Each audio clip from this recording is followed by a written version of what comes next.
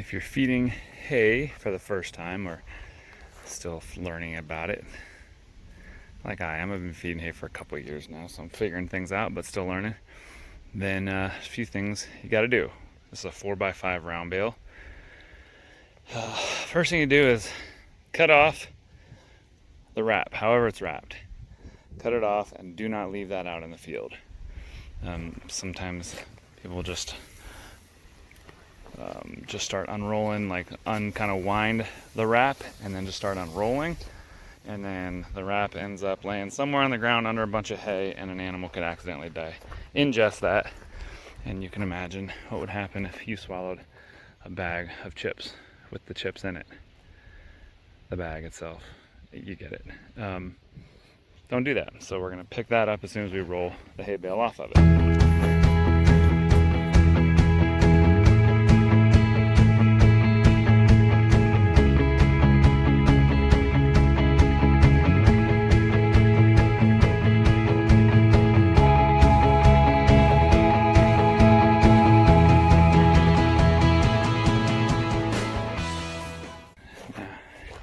As you unroll it, you're going to get big thick spots.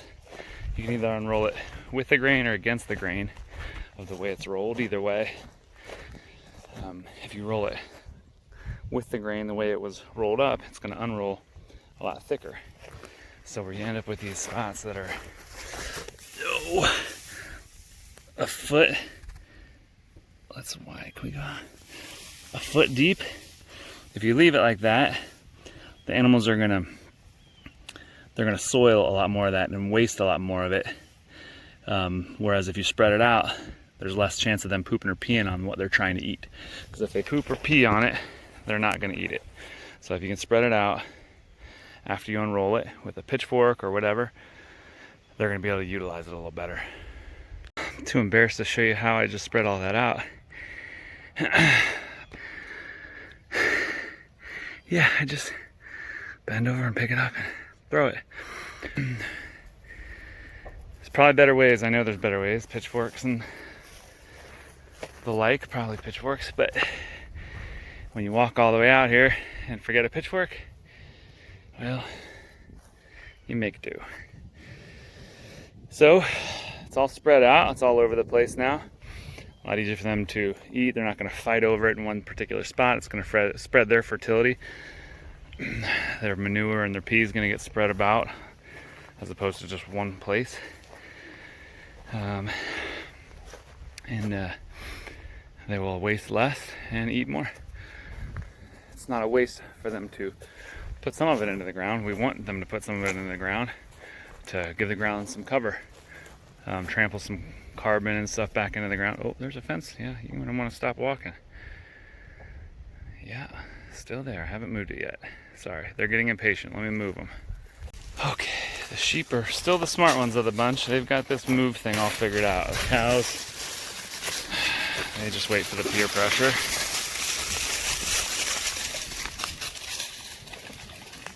We're about halfway through this upper 90-degree heat wave that's been coming our way, so we're still giving them a lot of the forest. Don't walk over that. I don't want them to get used to walking over a electric wire that's down. So if they go to walk over it, pick it up, give it a tug, and they'll turn away from it.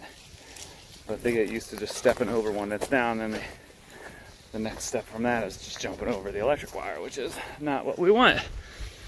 So move it or lose it.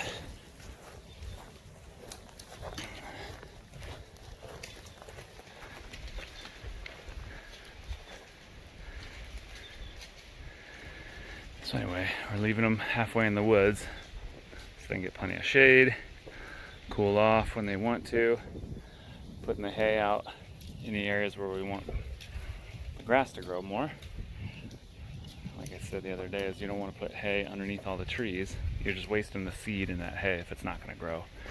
Whereas here, if we were presumably to get a rain at some point, which we're bound to, the Lord always provides, but we've been without any rain that's going to grow any grass for several months now, which is why we're feeding hay in September.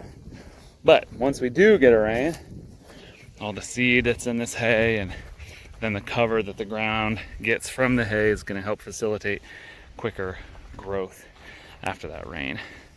Because other than that, we are eating the grass down to nothing. I am not proud to say, but it's the reality of it. We are eating it down to nothing. I can't really stop them. I mean, I guess I could make a sacrifice field and leave them in the same field and feed hay, and leave the 2 inches of, or to 4 inches of grass that we have from the last pass, but I don't know, something about that. I like to keep them moving, keep them out of their poop, right? Because everywhere they've been, there's poop all over the place. And if I leave them here much longer, you're just inviting parasites. So we're keeping them moving, just trusting that the rain's gonna come. And when it does come, then I think I'll slow them down a lot for like probably 2 weeks and just feed hay intensively to give the grass a chance to grow. Because if I just start grazing right when it starts growing, we're gonna keep it short. And we need to be growing winter stockpile right now, getting that grass tall for wintertime. So we're praying for rain. I'm sure that's a bit of a glare, but it is what it is. So anyway, feeding hay is what we're doing. How do you know if you fed them enough? Because when you're just out grazing grass, you can tell by how much residual grass you're leaving, whether you gave them a big enough paddock or not. Well, when you're feeding hay, the size of the paddock doesn't really matter as much. It's the amount of hay that you give them. They need the right amount of food. So we're looking at what they left on the ground. Oh, yeah, well, should have known that there was a piece of poop I was picking up. That's why it's a clump of hay. They didn't eat it because it was covered in poop. I'm okay though. It's just fermented grass. So we're just looking at what they left on the ground. If they completely cleaned up all the hay and there's no spent leftover hay trampled on the ground, I didn't give them enough hay, because that means they're eating soiled hay. But if all the hay that's around poop is still on the ground and there's just random bits of hay left all over the place, then they had enough to eat. That's one way to tell. The other way to tell is by looking at the left side of the animal. You can take a look at the left side of a ruminant to see if they're really hungry or not. There's a little area right where that dark spot is, right there. Insert cool drawing if I can figure it out.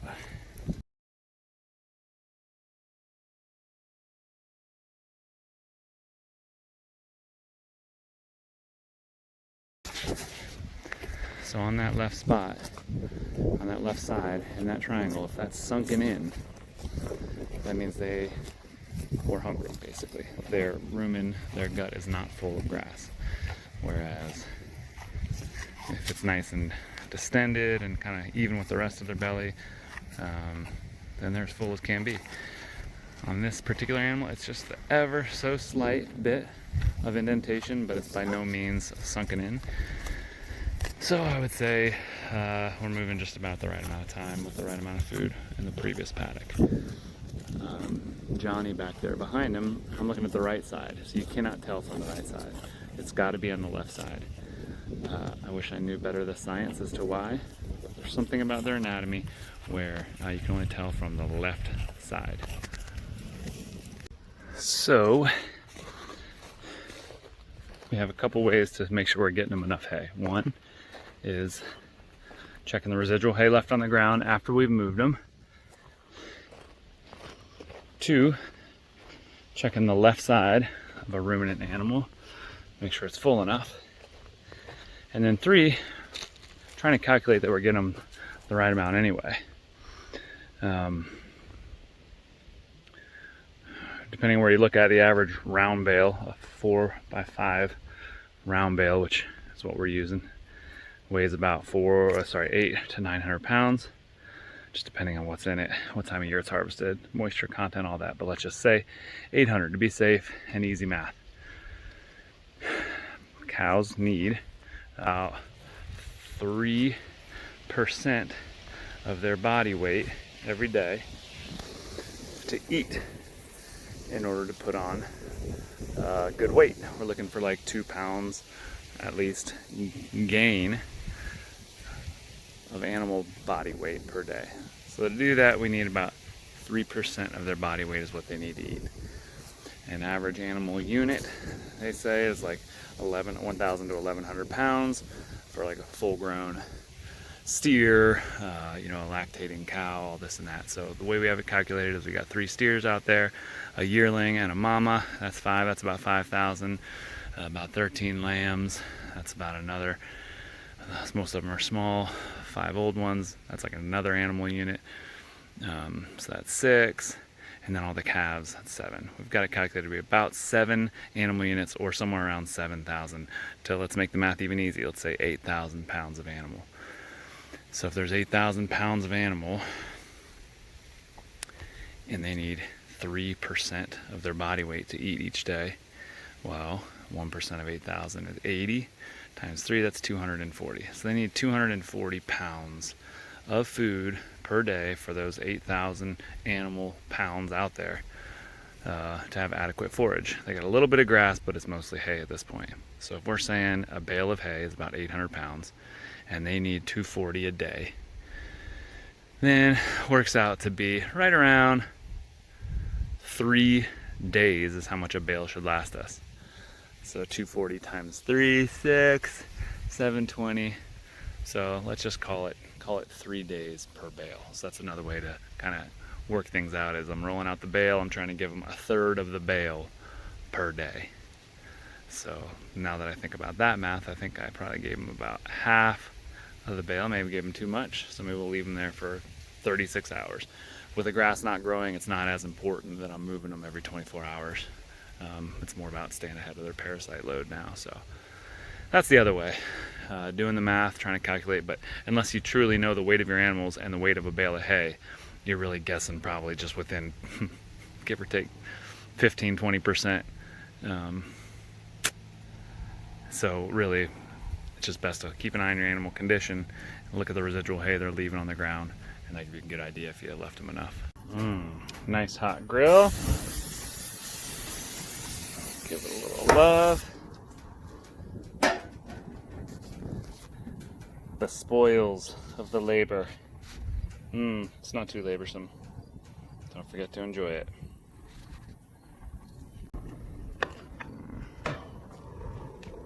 That's what you want to hear. Make sure the grill's hot enough to get that sizzle. If you're not sizzling, you're not cooking it right. They say grass-fed animals you need to cook slower and at lower heat. But I don't know who they is.